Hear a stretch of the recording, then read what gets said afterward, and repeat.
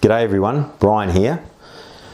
Yesterday, we're looking at the Bible and the story of Jesus in a crowded room and a man being lowered through the roof in front of him. Now, we might have expected that Jesus would say, "Young man, you obviously seem sick. Get up, I say that you are healed."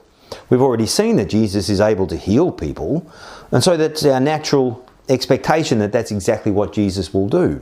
People have already been thronging to Jesus so that they will be healed.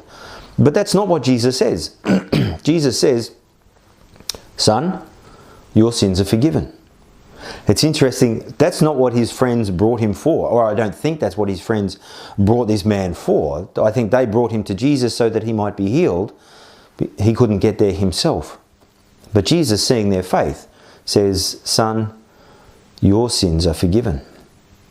Well, firstly, I think that's because Jesus sees the man's greater need, far more than being able to walk, to have a clean heart, a clean slate, to be able to start again, or even more. But the people around him understand that only God can forgive sins. So who's this bloke?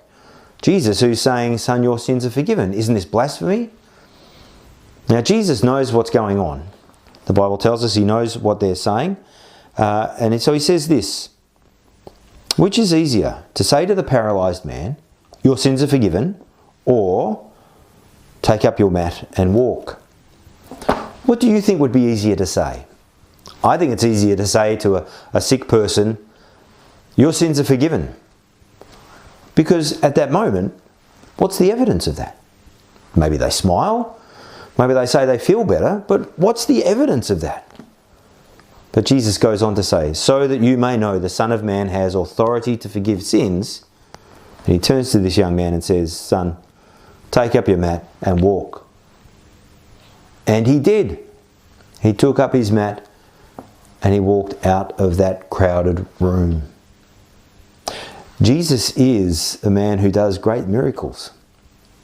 But Jesus is also the God who forgives sin. And the sign that he can do that for this man was that he was able to rise up and walk. You'll be amazed at the power of forgiveness. When someone forgives you, or indeed when you forgive someone else, the great difference it can make in your life. For his friends, they believed that there was always hope in Jesus. And so they brought their mate to him.